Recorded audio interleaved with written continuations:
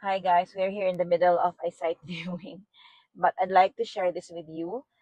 Did you know that as of September 2022, according to World Health Organization, 74% of the people died from chronic diseases in 2019.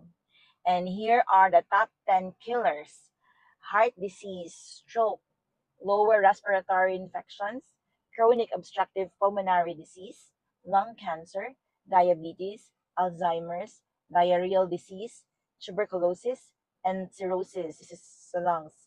So, aging population, wrong diet, inevitable stress, and pollution are the leading causes of these deadly illnesses, and it has reached a bottleneck crisis in today's medical science. So, if you have the following diseases, or any of your family or your friends or people that you know have these diseases, or nandyan siya sa family nyo, nasa family history nyo, I really promote, or I highly promote, Poor Tier Live Placenta, Live Stem Cell Placenta of Freeway, as it has helped a lot of people. So guys, if you're watching this,